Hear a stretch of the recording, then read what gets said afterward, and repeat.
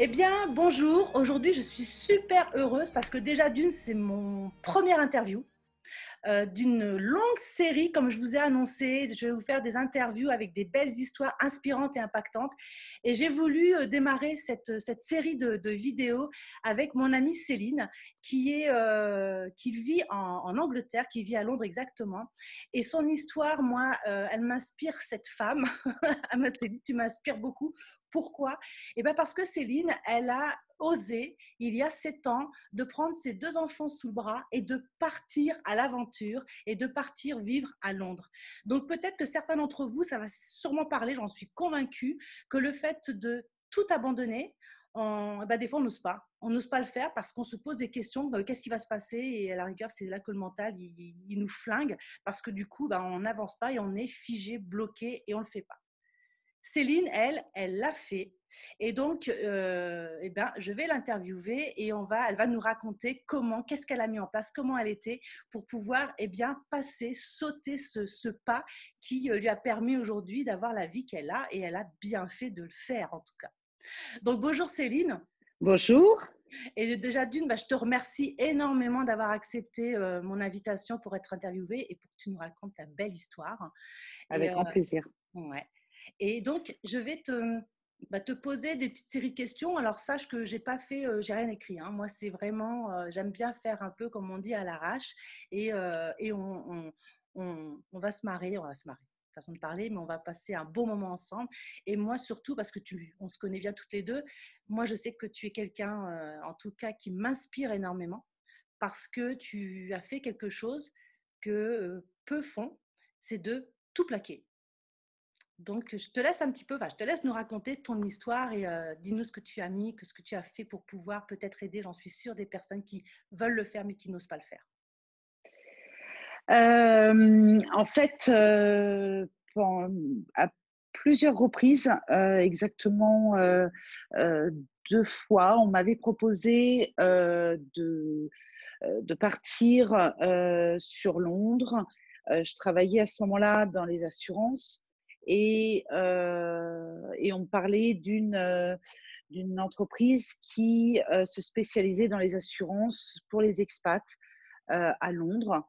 Je trouvais le projet intéressant, mais je ne me suis pas plus intéressée que ça, parce qu'à ce moment-là, j'étais en couple et que je ne me voyais pas tout bouleverser. J'avais déjà quitté la région parisienne pour être en couple. Je ne voulais pas trop non plus de mouvement à ce moment-là.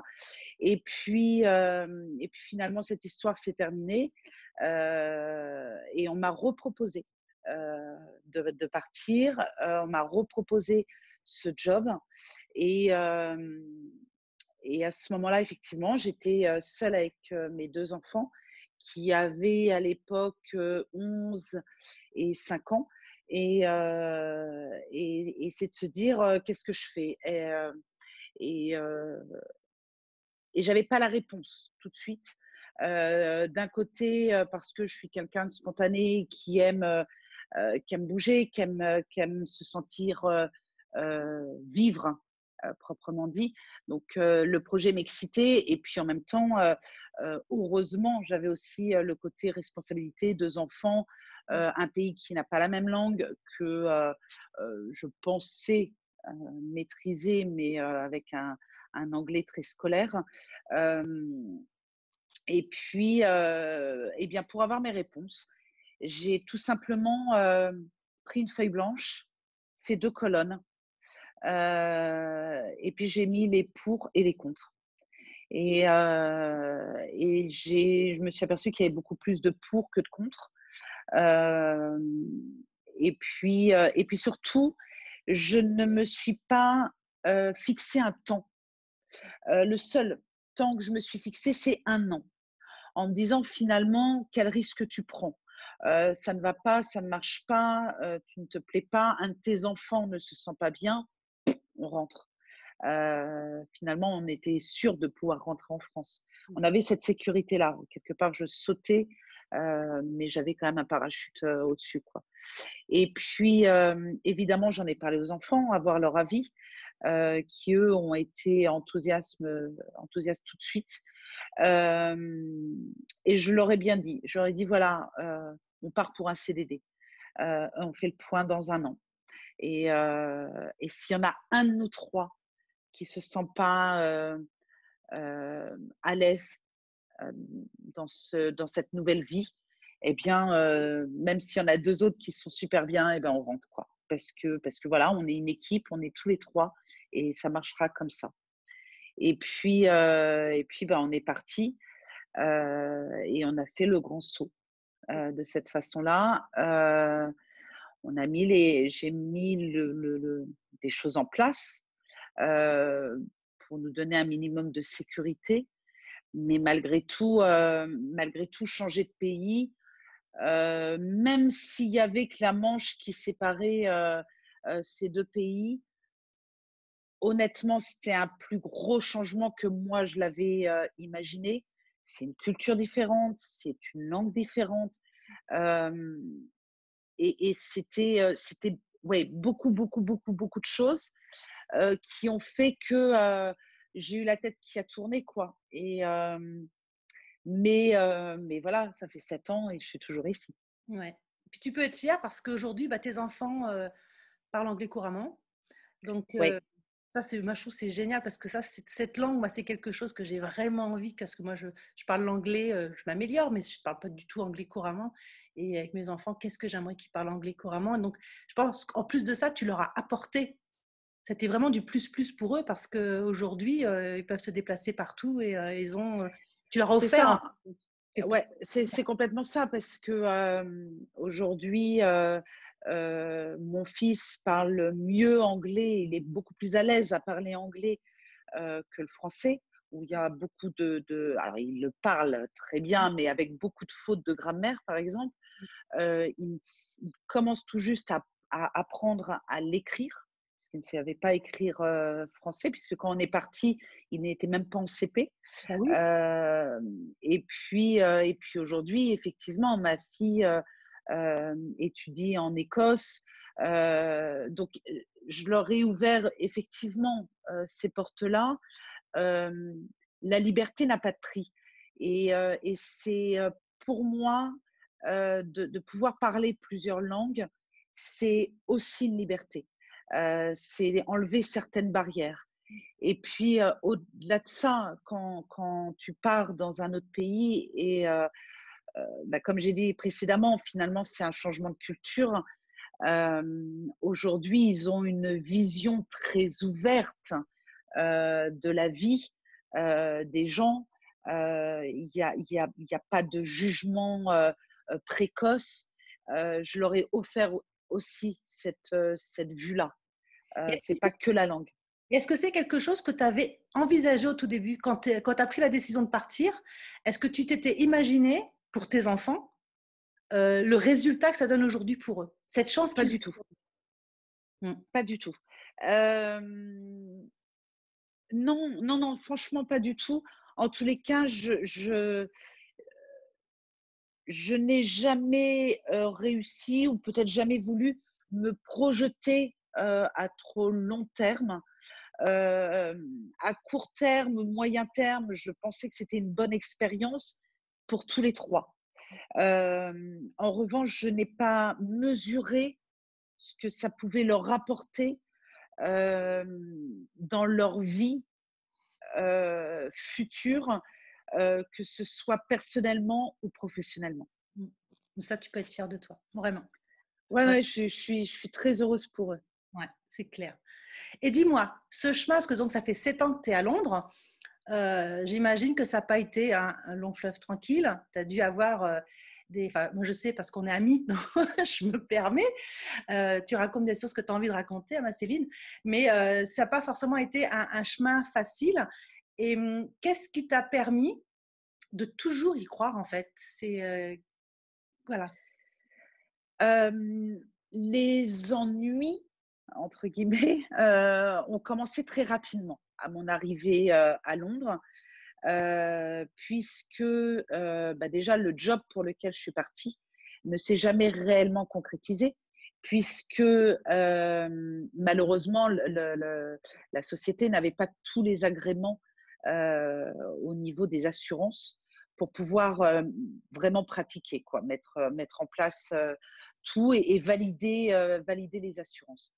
Donc, du jour au lendemain, je me suis retrouvée à Londres avec 2 enfants plutôt de bas âge, un boulot qui n'arrivait pas, Heu, mais par contre, besoin de manger quoi, juste déjà ça et je m'étais engagée, sur un appartement sur une durée de 6 mois, donc qui avait été payé. Donc je me suis dit: «Bon, ça commence, on est dedans», et là tu te dis en fait, ce qui m'a la première re comme ça, la première épreuve, j'ai pas réfléchi en fait.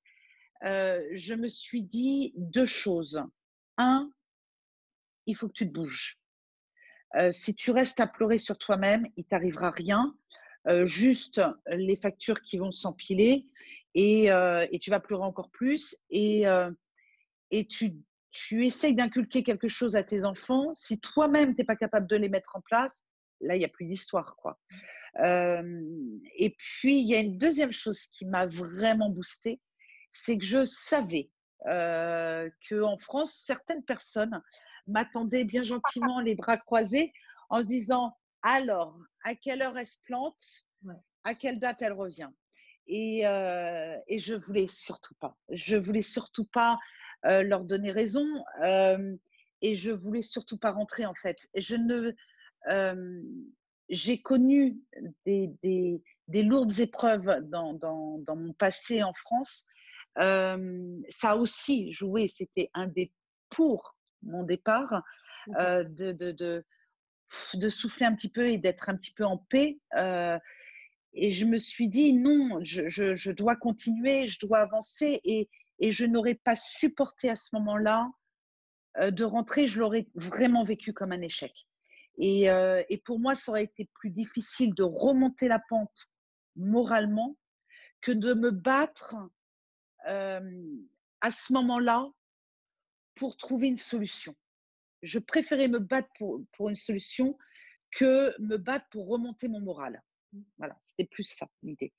Et voilà et finalement, bah, au départ, tu acceptes, des jobs, tu te dis à partir du moment où tu es capable de sauter le pas, et de changer de pays, ça veut dire que tu es capable de changer de vie. C'est-à-dire que tu acceptes tout changement. Mmh. Si tu n'es pas capable, si tu n'acceptes pas tous les changements, alors il faut rester encore un petit peu. C'est que tu n'es pas prêt. Mmh. Si le moment où tu te sens prêt, c'est le moment où tu te dis: «OK, j'ai telle expérience professionnelle, j'ai tel diplôme, pour autant, je suis capable d'accepter un boulot de réceptionniste dans un restaurant. Mmh. Ça ne correspond en rien à ce que j'ai fait, mais j'ai accepté le changement» et c'est juste une étape parmi tant d'autres et je la prends. Voilà et je pense que ça a été une des clés, qui m'a aidée, c'est de prendre conscience quand on veut du changement. C'est est-ce qu'on y est réellement prêt? C'est pas de se dire: «Est-ce que je suis prête à aller à Londres?» Finalement, j'ai envie de te dire 90 pardon, des personnes vont te dire: «Oui», bien sûr. Peut-être moins maintenant avec le Brexit, mais en tous les cas, oui, changer de pays, te dire une nouvelle aventure, oui, tout le monde a envie. Mais se dire: «Est-ce que je suis prête à un changement radical et surtout que ça remette en cause tout?» Bah, surtout avec des enfants. Voilà, c'est ça. Est-ce que ça, tu en es prêt? Mmh. Si la réponse est oui, c'est que tu es prêt. Ouais, complètement, Voilà complètement. et puis, après oui, peut-être, ça faisait pas 1 an que j'étais installée, donc je commençais à me refaire, à retrouver un travail et cetera et là, boum, j'ai eu un gros pépin de santé puisque j'ai fait un infarctus et là, c'est de nouveau, allez hop, une épreuve et alors très, très honnêtement, je pense que ça a été encore plus difficile pour mon entourage que pour moi-même. Parce que quand tu es dedans, bah, tu es dedans et tu réalises pas en fait, tout ce qu'il y a autour. et puis que j'ai été accompagnée, que j'ai été soutenue et puis, donc ça, c'est aussi une chose. Hem, mais c'est en fait, ça peut paraître et je ne dis pas que j'ai toujours, eu le point levé et me dire: «Allez, c'est pas grave, on continue». Évidemment que quand on se retrouve devant une épreuve, le fait de la passer, là, c'est compliqué. Là, c'est difficile. Il faut toujours, j'ai toujours cru, et j'ai toujours senti, que malgré tout, j'étais protégée, que malgré tout, j'étais guidée. Un jour, on m'a dit que les épreuves étaient faites pour les personnes qui étaient capables de Complètement. les affronter.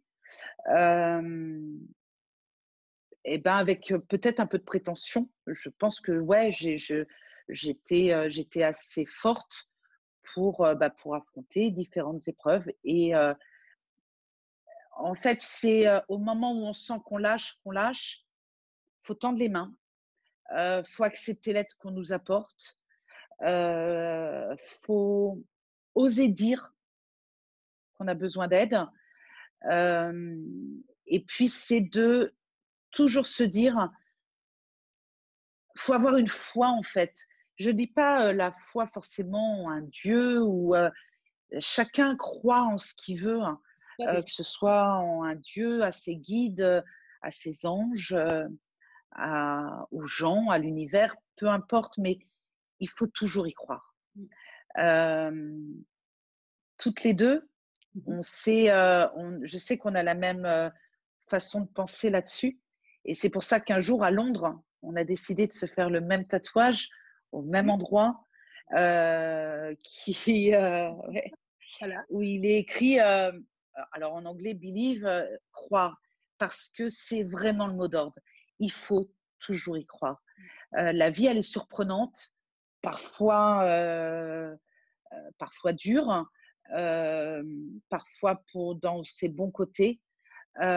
Il faut toujours croire que quelque chose peut arriver, parce que quelque chose peut arriver. Mmh. Complètement, et croire en soi en premier. Bien sûr, Voilà. bien sûr. Et donc, ce que j'essaie de faire attention un petit peu au temps. Alors c'est pas on est minuté, hein, c'est, juste parce que je veux pas que ça soit des vidéos qui durent, longtemps, mais c'est super intéressant ce que tu viens de dire, Céline, j'adore. Et moi, ce que j'aimerais, c'est, par rapport à ton parcours, il t'arrive, des choses depuis un moment. Je sais même plus depuis combien de temps, si ça fait 2 ans, 3 ans? Ouais, alors en fait, il m'était déjà arrivé, certaines choses, il y a une, quinzaine d'années, mais dont je n'ai pas prêté plus que ça attention, hem, parce que sûrement pas prête, Alors parce je te coupe juste, Céline, parce que les gens là ne te connaissent pas et il y en a certains ouais, qui ne me connaissent pas non plus. Juste pour vous dire aujourd'hui, donc Céline est médium, mais sa médiumnité, elle est vraiment apparue à Londres en fait, mais vraiment dans le sens où c'est sorti vraiment réellement. Et ça a ouais. été quelque chose mais d'incroyable. Et ouais, j'aimerais bien que tu me parles de ce parcours-là et pour que les gens comprennent, parce que du coup, des dons, ils vont se dire de quel don elle parle. Et donc voilà, je te laisse continuer. Il y a 15 ans, donc. Donc ouais, j'ai eu, voilà, des petites, déjà des petites choses, des signes qui ont montré que, j'avais sûrement quelque chose. Mais voilà, j'étais dans une, vie, très corporate, où j'ai travaillé en banque, en assurance et pour moi, c'était pas, j'étais bien dans cette vie-là. Je rentrais dans des normes, dans des cases et ça m'allait très bien comme ça. Et puis, oui, voilà, après pendant des années, j'ai eu une intuition qui était vraiment, développée à l'extrême. Mais pour moi, c'était logique, c'était normal. Et puis, effectivement, il y a quelques années, j'ai, perdu un être cher, et j'ai, été dévastée par ce départ et je n'ai pas pu assister à ses obsèques et j'ai une amie qui m'a, conseillé de faire quelque chose, chez moi, toute seule pour dire au revoir. Et là, effectivement, tout s'est réveillé, mais puissance 1000 quoi. Et hem et du coup, bah, je suis rentrée, très, très rapidement en contact avec, mon arrière-grand-mère, avec qui j'avais déjà eu un contact 15 ans auparavant et qui m'a guidée, en fait. Elle m'a guidée, hem, mais c'est quelque chose que je n'ai pas dit tout de suite, que je n'assumais pas, hem, parce que j'étais pas prête, parce que j'avais pas envie du jugement. Je craignais le jugement, en fait. Le regard des autres était très important pour moi, très, très important et du coup, je me suis, un peu mis dans un cocon là-dessus. Je me suis protégée, peut-être trop, et puis, jusqu'à un jour où, hem, par hasard, je suis tombée sur une vidéo d'une médium, je l'ai contactée et qui m'a dit: «Mais, faut y aller maintenant, faut y aller» et très étonnamment, je n'étais plus dans mon ancien, travail et j'avais beaucoup, beaucoup de mal à retrouver alors que là, pour le coup, mon CV était super, et qu'à chaque fois aux entretiens, on me disait: «On vous prend» et il se passait toujours quelque chose dernière minute qui faisait que ça capotait. Donc, je commençais à vraiment ne plus comprendre ce qui se passait et d'un autre sens, il y a une femme qui me dit: «Mais il faut y aller maintenant, il faut y aller. Ton chemin, il est là» et mon arrière-grand-mère qui me fait un clin d'œil et qui me dit: «Eh ben, enfin, tu as compris, quoi. Voilà, ça y est, on t'a mis sur ton chemin maintenant, on t'accompagnera, on est là, mais par contre, il faut effectivement y aller» et j'ai fait ce qu'on appelle un coming out, spirituel et en même temps, je me suis, lancée et je me suis mise à mon compte. Donc aujourd'hui, ma vie ne ressemble absolument plus à ce qu'elle était, C'est clair. puisque, du monde de la banque, des assurances, aujourd'hui, je suis à mon compte, je suis médium, voyante et life coach. Donc plus rien à voir avec ce que je faisais. En revanche, alors comme tout métier d'entrepreneur, il y a des hauts, il y a des bas, il y a des moments, des mois super, des mois plus compliqués. Malgré tout, j'ai l'impression de me nourrir de ce que je fais. J'ai l'impression d'être 100 moi, de ne plus me mentir à moi-même. Je sais que j'apporte du bien, Mmh. et ce qui est la magie de ça, c'est que plus je fais du bien autour de moi, plus j'aide et plus je m'aide C'est et clair. plus je me fais du bien. Donc ouais, non, c'est plutôt génial. Donc c'est super parce qu'on va te dire qu'il y a 7 ans, bah, tu as fait le saut de partir avec tes 2 enfants sous le bras et 7 ans après, en plus ça j'adore ce chiffre 7 moi, c'est le hasard, hein, vraiment et 7 ans après quand tu fais un comment tu regardes, je veux dire, de ta vie, je trouve pas les mots là, c'est bête, le reste c'est pas grave. Tu regardes, tu fais un recul en fin de compte et tu regardes et tu te dis: «Mais c'est que du positif en fait». C'est Il y a ça, que du bon. Même si sur ton chemin, sur ton parcours, il y a eu des hauts, il y a eu des bas, mais ça t'a appris, tu as grandi, tu as évolué, tes enfants également. Et aujourd'hui, à l'instant T, ben, tes enfants sont heureux, ils sont bilingues, tu leur as apporté, franchement, en tant que maman, moi, tu m'inspires vraiment, Céline. Et je me dis que tu leur as donné des choses que pas tout le monde peut donner. Et ça, c'est super. Et puis toi, ben, tu as évolué dans le sens bien sûr. intérieurement et ce que tu apportes aux gens aujourd'hui, ben, ça te nourrit, mais eux, ça les nourrit également.